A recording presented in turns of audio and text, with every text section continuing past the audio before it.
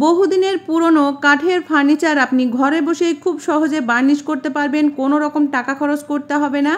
আমরা কাঠের ফার্নিচার ব্যবহার করতে করতেই দেখা যায় এগুলো মলিন হয়ে যায়। প্রথমে যে গ্লেজটা থাকে সেই গ্লেজটা কিন্তু আর থাকে না, কিছুদিন পরে বা কয়েক বছর পরে দেখা যায় এই কাঠের ফার্নিচারগুলো আমাদের কিন্তু বার্নিশ করতে হয় বা কালার করতে হয়, এতে কিন্তু প্রচুর টাকা চলে যায়। তো আপনি কিভাবে ঘরে বসে বার্নিশ করবেন বা রং করবেন দেখে নিন। এভাবে করলে আপনাদের একটা টাকাও খরচ হবে না। ঘরে বসে আপনি খুব সহজেই কিন্তু যে কোনো ডিজাইন ফার্নিচার হোক বা সিম্পল ফার্নিচার হোক, কাঠের ফার্নিচার হলেই আপনি সহজে কালার করে নিতে পারবেন বা বার্নিশ করতে পারবেন।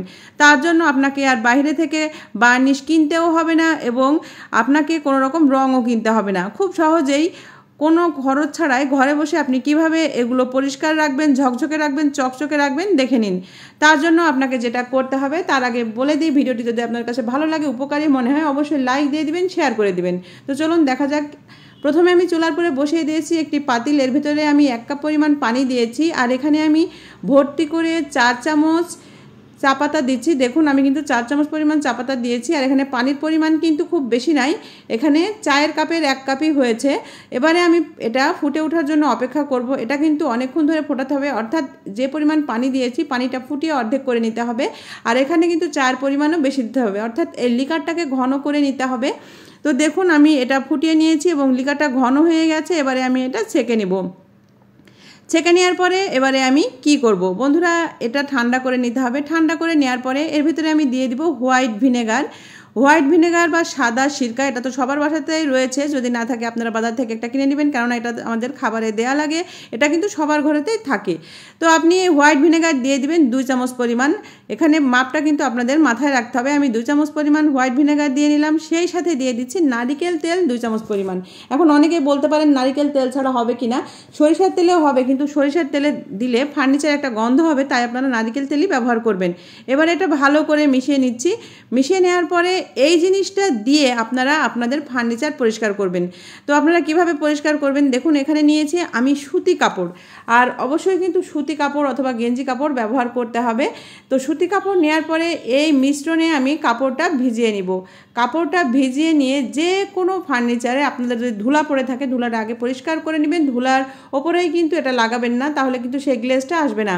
তো আমি ফার্নিচারটা আগেই কিন্তু ধুলাগুলো পরিষ্কার করে নিয়েছি। করে নেওয়ার পরে এবারে আমি যেটা করব, এখানে আমি একটি গেঞ্জি কাপড়, পরিষ্কার কাপড় নিয়েছি, আর নেওয়ার পরে এই মিশ্রণের ভেতরে আমি গেঞ্জি কাপড়টা ভালো করে চুবিয়ে নিয়েছি। চুবিয়ে নিয়ে কিন্তু একটু মোটামুটি চিপে নিতে হবে, এটা খুব বেশি চেপাও যাবে না, আবার একেবারে সবসময় ভিজাও রাখা যাবে না।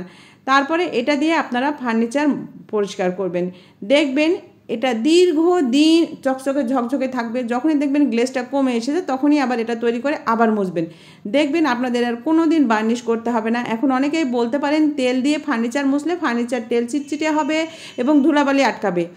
এখানে কিন্তু আমি একটা কথা বলে রাখি, যেহেতু এখানেও হোয়াইট ভিনেগার দেওয়া হয়েছে, হোয়াইট ভিনেগারের সাথে তেল মিশ্রণ করলে কিন্তু কোনো রকম আঠালো ভাব থাকবে না, এটা একদমই আঠালো হবে না, তেল চিটচিটে হবে না। ফার্নিচার যখন আপনি মুছবেন তখনই অবাক হয়ে যাবেন, এত সুন্দর একটা গ্লেজ দিবে, একেবারে বার্নিশ করার মতোই।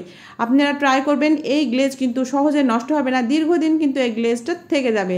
তো দেখুন আমি এইভাবে কিন্তু এই ফার্নিচারগুলো মুছে আপনাদের দেখাচ্ছি, যেটুকু মুছছি সেটুকুই দেখে আপনারা পরিবর্তনটা বুঝতে পারছেন। এটা কিন্তু অনেক চকচকে ঝকঝকে হয়ে যায়, ক্যামেরায় তেমন বোঝা যাচ্ছে না, আপনারা বাস্তবে ট্রাই করে দেখবেন, অনেক উপকার পাবেন। আমি 100% গ্যারান্টি দিয়ে বলছি, আপনাদের কোনো দিন আর টাকা খরচ করে এই ফার্নিচারগুলো বার্নিশ করার প্রয়োজন পড়বে না।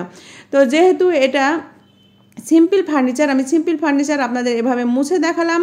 আপনারা কিন্তু এভাবে ডিজাইন ফার্নিচারও কিন্তু মুছতে পারবেন।